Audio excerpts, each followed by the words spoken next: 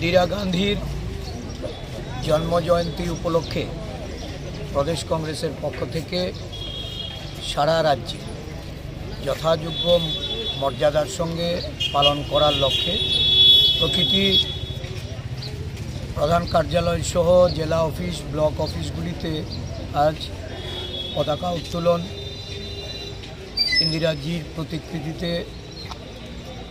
মাল্যদান এবং দরিদ্র নারায়ণ সেবা এই কর্মসূচি বিভিন্ন জেলায় ব্লকে অনুষ্ঠিত হবে। প্রদেশ কংগ্রেসের প্রধান কার্যালয়ে পতাকা উত্তোলন এবং ওনার প্রতিকৃতিতে মাল্যদান করে আমরা গান্ধীঘাটে ইন্দিরা শহীদ বেদিতে আমরা পুষ্পার্ঘ্য অর্পণ করব। ইন্দিরাজি ছিলেন বিশ্বনেত্রী, যাকে লৌহ মানবী রূপে সারা পৃথিবীর মানুষ জানতেন। ভারতবর্ষের প্রথম মহিলা প্রধানমন্ত্রী রূপে উনি দেশকে নেতৃত্ব দিয়েছেন। সমগ্র বিশ্বে ভারতবর্ষকে সুনামের সঙ্গে উনি শ্রেষ্ঠ আসনে প্রতিষ্ঠিত করেছেন। ইন্দিরাজি ছিলেন সংহতির মূর্ত প্রতীক। উনার আত্মবলিদান আজও দেশবাসী স্মরণে রেখেছে।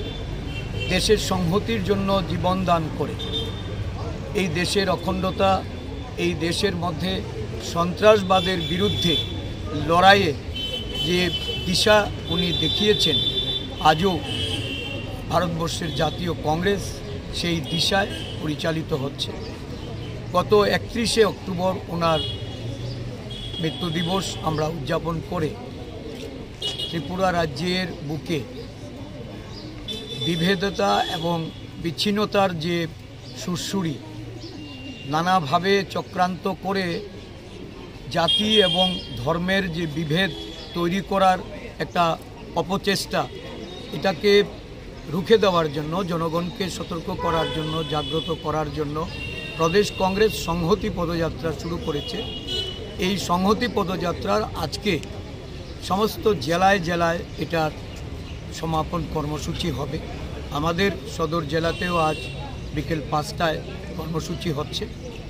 এই কর্মসূচির মাধ্যমে আমরা সারা রাজ্যে মানুষের যে সাড়া পেয়েছি এবং সংহতির পক্ষে মানুষ যেভাবে বেরিয়ে এসছে, ইন্দিরাজির এই ভারতবর্ষের প্রতি তার যে অবদান, দেশের নেতৃত্ব দানে যে সমস্ত ভূমিকা উনি পালন করে গেছেন, আজও দেশের মানুষের কাছে ইন্দিরাজি প্রাসঙ্গিক। আজকে প্রদেশ কংগ্রেস শ্রদ্ধাবনিত চিত্তে ইন্দিরাজির প্রতি আমরা আমাদের এই শ্রদ্ধা নিবেদন করছি। এই কর্মসূচিতে আমাদের সমস্ত সিনিয়র লিডাররা এসছেন, আমাদের দলীয় বিধায়করা এসছেন, আমাদের বিভিন্ন শাখা সংগঠনের নেতৃত্বরা মিলে একযুগে এই দিনটিকে আমরা উদযাপন করছি। প্রদেশ কংগ্রেসের পক্ষ থেকে আমি রাজ্যবাসী এবং আমাদের সমস্ত আপামর কংগ্রেস দলীয় কর্মী সমর্থকদের প্রতি আমি অভিনন্দন জ্ঞাপন করছি।